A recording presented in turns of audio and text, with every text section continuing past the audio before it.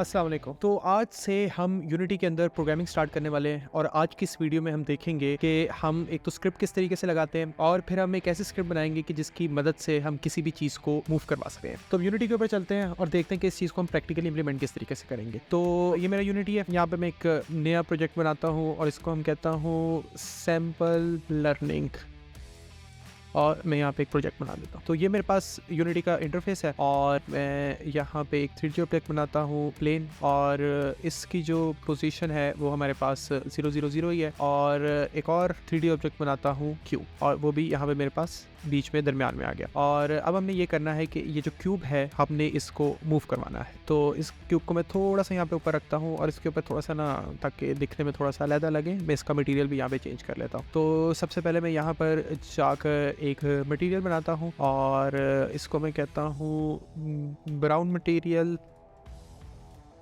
और इसका जो कलर है मैं इसको थोड़ा सा ब्राउन दे देता हूँ, थोड़ी सी ऑरेंजिश हो गया है। ठीक है, अब मैं इसको इसके ऊपर जाके इम्प्लीमेंट कर देता हूँ।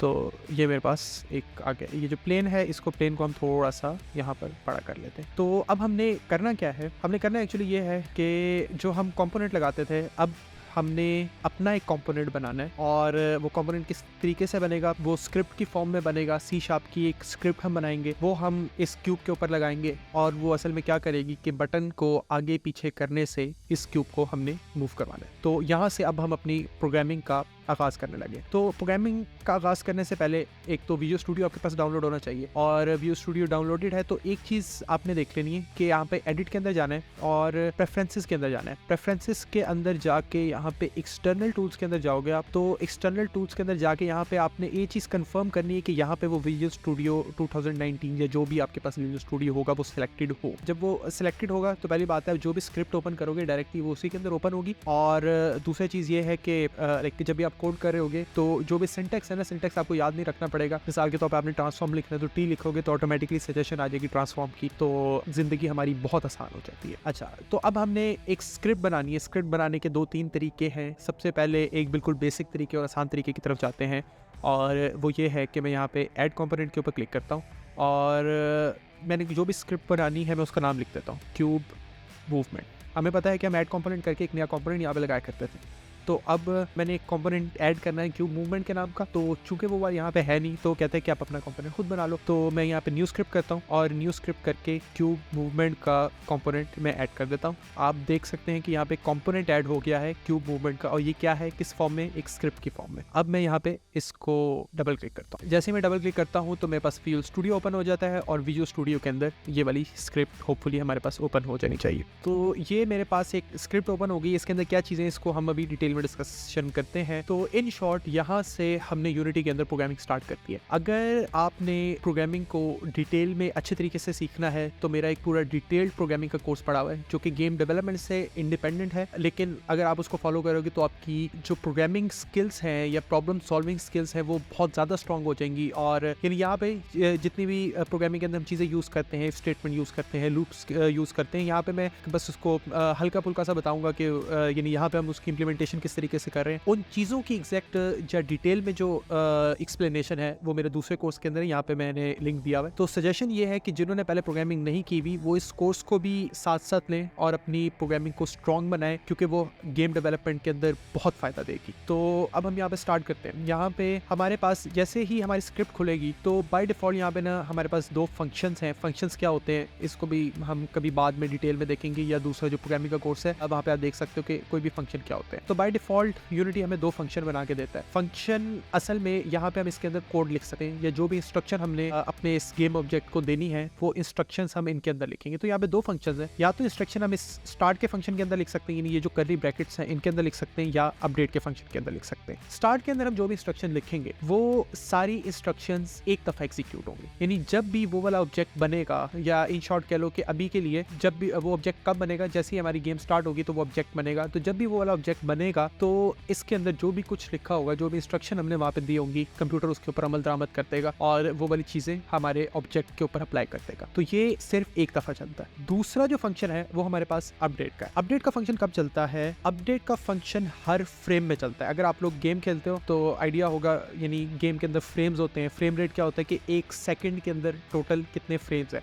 गेम असल में आप ये कह लो कि बहुत सारी पिक्चर्स हैं जो कि बार बार अपडेट हो रही होती हैं, और नॉर्मली जो एक स्टैंडर्ड रेट है, जो कि पुराना स्टैंडर्ड रेट है, वो 60 फ्रेम्स पर सेकंड है कि एक सेकंड के अंदर टोटल 60 पिक्चर्स हैं वो अपडेट होती है। मिसाल के तौर पर आपने मुक्का मारा है तो आपका पहले मुक्का यहाँ पे, अगले फ्रेम के अंदर मुक्का यहाँ पे होगा, अगले फ्रेम के अंदर मुक्का यहाँ पे होगा, अगले फ्रेम के अंदर मुक्का यहाँ पे होगा। तो अगर एक सेकंड के अंदर 60 फ्रेम्स होंगे तो बिल्कुल एक स्मूथ आपको मोशन नजर आएगी। तो ये असल में फ्रेम्स होते हैं जो कि बार बार रेंडर हो रहे होते हैं और हमें स्क्रीन पे शो हो रहा होता है, जिससे हमें लगता है कि कॉन्टिन्यूस मूवमेंट हो रही है। जो अपडेट का फंक्शन है वो जब भी एक नया फ्रेम आता है तो उसके अंदर जो भी इंस्ट्रक्शन वगैरह लिखी होंगी वो अपडेट के अंदर हम जो भी लिखेंगे वो तब चलेंगी, और स्टार्ट में जो भी चीज़ें वगैरह होंगी वो सिर्फ एक दफ़ा चलेंगी। तो हम एक काम करते हैं, सबसे पहले debug.log कर दें। debug.log बस स्क्रीन के ऊपर ना प्रिंट करवाने के लिए है, और लाइक ये गेम के अंदर कोई अमल दखल नहीं करता, लेकिन अगर हमने प्रोग्रामिंग के लिए देखना हो कि कोई भी चीज़ वगैरह प्रिंट करवानी हो अपनी डीबगिंग के लिए, तो वहाँ पे हम अपना debug.log यूज़ करेंगे। मिसाल के तौर पर मैं debug.log के अंदर लिख दिया स्टार्ट, यानी इन शॉर्ट मैंने प्रिंट करवाया है स्टार्ट को। और अब मैं अपनी गेम को चला के देखता हूँ। तो जैसे ही मैंने गेम को चलाया है तो अगर आप कंसोल के अंदर जाओगे तो कंसोल के अंदर जाके ये जो लॉग्स हैं, इन लॉग्स को ओपन करोगे, क्लिक करोगे तो स्टार्ट लिखा हुआ आ गया, और यहाँ पे लिखा हुआ है कि ये कितनी दफ़ा प्रिंट हुआ, ये एक ही दफ़ा प्रिंट हुआ है। तो लाइक प्रोग्रामिंग के अंदर हम जो भी चीज़ कर रहे हैं, अगर हमें उसको प्रिंट करवाना है तो debug.log के जरिए से हम उसको प्रिंट करवा सकते हैं। तो अब मैं यहाँ पे इसी तरीके से अपडेट के अंदर भी प्रिंट करवा देता हूँ, और यहाँ पे मैं लिख देता हूँ अपडेट। जैसे ही मैंने इसको चलाया है तो आप देखो एक दफ़ा हमारे पास स्टार्ट प्रिंट हुआ और अपडेट प्रिंट होते जा रहा है। ये देखो, यानी ये जो वैल्यू है कितनी दफ़ा प्रिंट हुआ है, 6000 से ऊपर पहुंच चुकी है। क्योंकि अगर हमने देखना हो कि हमारी इस वक्त गेम कितने फ्रेम्स पर सेकंड पे चल रही है, ये जो स्टैट्स हैं, ये स्टैट्स के ऊपर क्लिक करो और यहाँ पे आपको नजर आ रहा है कि ये 700 फ्रेम्स पर सेकंड के ऊपर चल रही है। यानी ये जो अपडेट वाला फंक्शन है ये एक सेकंड के अंदर तकरीबन 700 दफ़ा चलता है और एग्जीक्यूट होता है। तो ये हमारी अंडरस्टैंडिंग थी कि ये जो फंक्शंस है, ये फंक्शंस क्या करते हैं। यहाँ पे असल में हमने बस कोड लिखना है और आपने देखना है कि कौन सा कोड हम ऐसा है कि जो जिसको हमने बार बार एग्जीक्यूट करवाना है, और कौन सा कोड ऐसा है कि जिसको हमने बस एक दफ़ा एग्जीक्यूट करवाना है। तो अब हम मूवमेंट की तरफ चलते हैं कि ये वाला जो ऑब्जेक्ट है हमने इसको मूवमेंट किस तरीके से करवानी है। हमने लास्ट वीडियो के अंदर एक चीज़ डिस्कस की थी, वो ये डिस्कस की थी कि जो भी गेम ऑब्जेक्ट होता है वो गेम ऑब्जेक्ट क्या है, उसको क्या चीज़ डिफाइन करती है, वो उसके कंपोनेंट्स उसको डिफाइन करते हैं, और जो भी कंपोनेंट्स होते हैं उनकी जो वैल्यूज़ होती हैं वो फ़र्क डाल रही होती है उस गेम ऑब्जेक्ट की नेचर के ऊपर। मिसाल के तौर पर यहाँ पे इस गेम ऑब्जेक्ट की जो हमारा क्यूब है, इसके ऊपर कौन कौन से कंपोनेंट लगे हुए, transform, cube, mesh renderer, box collider और क्यूब मूवमेंट लगा हुआ है। ट्रांसफॉर्म का जो कंपोनेंट होता है वो बताता है कि इस क्यूब की पोजीशन क्या है, ये क्यूब कितना रोटेट हुआ है और ये क्यूब कितना स्केल हुआ है। तो अगर मैंने इस क्यूब को मूव करवाना है तो एक चीज तो हमें ऑब्वियसली नजर आ रही है कि मुझे इसकी पोजीशन को चेंज करना पड़ेगा। और अगर मैं यहाँ से ये जो एक्स की पोजीशन है, अगर इसकी एक्स की पोजीशन को मैं चेंज करता हूँ, मिसाल के तौर पर इसकी मैं वैल्यू को आहिस्ता आहिस्ता बढ़ा रहा हूँ, बढ़ा किस तरीके से, एक्स पे क्लिक करके मैं माउस को राइट ड्रैग कर रहा हूँ, तो आप देखोगे कि ये जो क्यूब है ये मूव कर रहा है। तो ये जो मैं यहाँ पे मैनुअली इस क्यूब को मूव करा रहा हूँ, अब हमने करना क्या है, इसको कोड के थ्रू मूव करवाना है, यानी जब भी गेम चले तो ये मूव हो। तो हमें पता है हमने एंड गोल क्या है कि ये जो पोजीशन है, इस पोजीशन की वैल्यू को चेंज करना है और इस पोजीशन की वैल्यू को आहिस्ता आहिस्ता से हमने चेंज करना है। और पोजीशन किसकी प्रॉपर्टी है, ये असल में ट्रांसफॉर्म के कंपोनेंट की प्रॉपर्टी है। तो अगर हम कोड के अंदर जाते हैं और मैं यहाँ पे ट्रांसफॉर्म लिखता हूँ, क्योंकि ट्रांसफॉर्म एक ऐसा कंपोनेंट है जो कि हर ऑब्जेक्ट के ऊपर बाय डिफॉल्ट लगा होता है। कोई भी ऐसा गेम ऑब्जेक्ट नहीं होगा जिसके ऊपर ट्रांसफॉर्म ना हो, क्योंकि कोई भी जो गेम ऑब्जेक्ट होगा उसकी कोई ना कोई पोजीशन होती है, कोई ना कोई रोटेशन होती है, कोई ना कोई उसका स्केल होता है। तो यूनिटी बाय डिफॉल्ट हमें ट्रांसफॉर्म का जो कंपोनेंट है वो प्रोवाइड करता है और उसके साथ हम छेड़खानी वगैरह कर सकते हैं। तो अगर हमने ट्रांसफॉर्म के कंपोनेंट को एक्सेस करना हो तो हम सिंपली यहाँ पे ट्रांसफॉर्म लिखते हैं। तो ये वाली जो चीज़ है ये असल में ट्रांसफॉर्म का कंपोनेंट है। अब ट्रांसफॉर्म के कंपोनेंट का एक फंक्शन है ट्रांसलेट। ट्रांसलेट का फंक्शन क्या करता है, वो जो भी ऑब्जेक्ट है वो उसको मूव करवाता है और हमने उसको बताना है कि हमने उसको किस डायरेक्शन में मूव करवाना है और कितना मूव करवाना है। तो टोटल हमारे पास टोटल 3 एक्सिस है, एक एक्स एक्सिस है, एक वाई एक्सिस है, एक जेड एक्सिस है। एक्स एक्सिस इसको आप कह लो कि हॉरिजॉन्टली मूव करवाएगा, वाई एक्सिस ऊपर नीचे मूव करवाएगा और जेड एक्सिस जो है वो इसको आगे पीछे मूव करवाएगा। तो ये हमारे पास एक्स, वाई और जेड एक्सिस है। तो अब मैं चाहता हूँ कि ये एक्स एक्सिस में थोड़ा सा मूव करे, तो मैं सिंपली यहाँ पे एक्स एक्सिस की जगह 1 लिख देता हूँ और वाई एक्सिस में कितना मूव करे, 0, z एक्सिस में भी 0 मूव करे। तो यहाँ पे मैंने लिख दिया 1 0 0। इसका क्या मतलब है, कितना मूव करे, x एक्सिस के अंदर 1, y एक्सिस के अंदर 0, z एक्सिस के अंदर 0। और जैसे ही मैं इसको प्ले करता हूँ ये मूव कर गया, लेकिन हमें एकदम से पता नहीं चला। अब हम इसको ना गेम मोड के अंदर ही देखते हैं। मैंने गेम मोड खोल के रखा, अब मैं इसको प्ले करता हूँ। तो जैसे ही गेम चली हमने देखा कि ये जो ऑब्जेक्ट था वो आगे यानी थोड़ा सा मूव करके राइट पे हो गया। दोबारा इसको करता हूँ, तो पहले यहाँ पे था, जैसे ही गेम चली तो ये यहाँ पे हो गया। अब चूंकि ये मैंने स्टार्ट के अंदर लिखा हुआ है तो ये ट्रांसलेट एक दफा चलेगा। तो ट्रांसफॉर्म डॉट ट्रांसलेट असल में क्या करता है, वो क्या करता है कि x, y और z में हम जो भी वैल्यू देंगे वो वैल्यू इन एक्सिस के अंदर प्लस कर देता है। मिसाल के तौर पे जो मूवमेंट हुई थी, अगर मैं यहाँ पर 1 लिखता हूँ तो बिल्कुल उसी तरीके की मूवमेंट हो रही है। 0 लिखता हूँ वापस आ जाता है। तो मैंने x एक्सिस के अंदर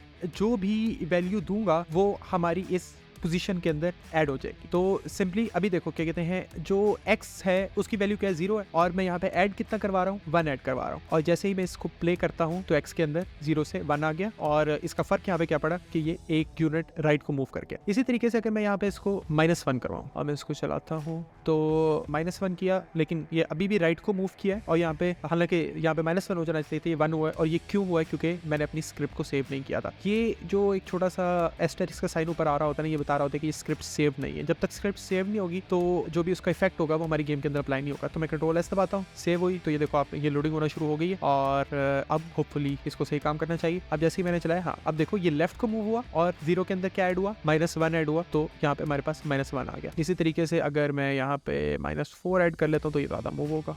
तो अब ये क्या कहते हैं, हमारे पास ज्यादा मूव होके यहाँ पे हमारे पास -4 आ गया। तो ट्रांसफॉर्म डॉट ट्रांसलेट क्या करता है, एक जब भी आपने कहना है as a computer science student और टेक्निकल स्टूडेंट, आपने ये नहीं कहना कि ये मूवमेंट करवाता है। ये क्या करता है, ये पोजीशन के अंदर चेंज लेके आता है। लाइक जो भी हम उसको x, y और z की वैल्यू देते हैं वो उसके अंदर ऐड कर देता है। ट्रांसफॉर्म की उसकी उस वैल्यू के अंदर वो ऐड कर देगा। अब हम क्या करते हैं, अगर मैं इस ट्रांसफॉर्म डॉट ट्रांसलेट को उठा के अपडेट के अंदर रखूं और अब मैं इसको प्ले करूं, ये यहाँ पे 4 है, इसको मैं 1 कर लेता हूँ। और जैसे मैं इसको चलाता हूँ, रन करता हूँ, तो अब आप देखो कि ये इसकी वैल्यू बहुत तेजी से चेंज हो रही है और हर फ्रेम के अंदर वो एक ऐड करते जा रहा है। वो कहाँ पे निकल गया, बहुत दूर निकल गया, यानी हमारे जो भी विजन था उसके बाहर निकल गया। तो ये बहुत तेजी से जा रहा है। अब मैं इसको चेंज करता हूँ, अब इसको 0.001 कर लेता हूँ। अब 0.001 किया तो यहाँ पे ये अपना फ्लोटिंग पॉइंट नंबर है, एक फ्लोटिंग वैल्यू है, फ्रैक्शंस के अंदर होती है, डेसिमल प्लेसेस के अंदर होती है। तो ये जब भी हमने यूनिटी के अंदर या C# के अंदर जब भी ये वाली वैल्यू रखनी है तो इसके साथ हमने f लगाना है, ठीक है। तो यहाँ पे हमने f लगा दी, एक बहुत छोटी सी वैल्यू। मैं अब ये कह रहा हूँ कि ये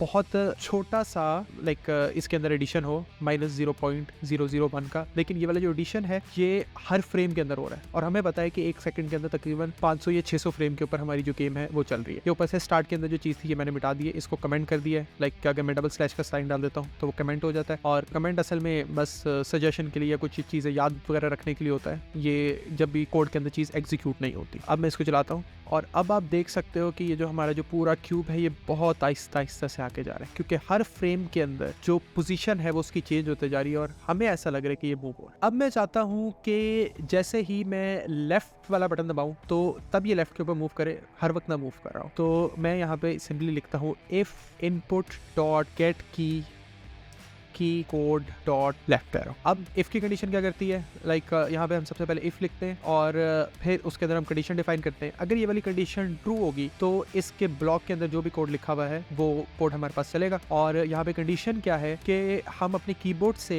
की ले रहे हैं, और वो की कौन सी ले रहे हैं, हमने की कोड डॉट लेफ्ट एरो दी है। यहाँ पे मैं कोई और भी की दे सकता हूँ, यहाँ पे मैं डॉट करके राइट एरो भी देख सकता हूँ। तो मिसाल के तौर पर मैंने यहाँ पे राइट एरो दे दिया। तो असल में अगर वो की प्रेस्ड होगी तो ये जो कंडीशन है ये ट्रू होगी, अगर वो की प्रेस नहीं होगी तो ये फॉल्स होगी। तो ये जो अपडेट वाला कोड है ये बार बार चलेगा और हर बार ये इफ की कंडीशन को चेक करेगा। और इन केस अगर ये वाली कंडीशन ट्रू होती है तो ट्रांसफॉर्म डॉट ट्रांसलेट वाली चीज चलेगी, वरना ये नहीं चलेगी। तो सिंपली मैं अब इस प्रोग्राम को रन करता हूँ और मैं राइट वाला बटन दबाता हूँ, मैं राइट वाला बटन छोड़ता हूँ, हमारा क्यूब रुक जाता है। दोबारा राइट वाला बटन दबाता हूँ, वो लेफ्ट पे मूव करने लग जाता है, छोड़ता हूँ, रुक जाता है। तो अब की के प्रेस होने के ऊपर हम अपने ऑब्जेक्ट को मूव करवा सकते हैं। तो यहाँ पे अब थोड़ी सी ट्विकिंग करते हैं, क्योंकि ये मैं लेफ्ट मूव करवा रहा हूँ, मैंने यहाँ पे लेफ्ट एरो लिख दिया। इस पूरे को मैं कॉपी करता हूँ और मैं इसको यहाँ पे पेस्ट करता हूँ और मैं यहाँ पे राइट एरो बनाता हूँ। और यहाँ पे राइट एरो के लिए अब मैंने जो ऐड करवा रहा था, जो पहले माइनस में ऐड करवा रहा था, मैंने उसको प्लस में ऐड करवाना शुरू कर दिया। तो जैसे ही मैं राइट एरो दबाऊंगा तो वो चीज राइट को आहिस्ता आहिस्ता से मूव करना शुरू होगी। और एक दफा इसको चला के देखते हैं। तो लेफ्ट को दबा रहा हूँ तो लेफ्ट पे जा रही है, राइट को दबा रहा हूँ तो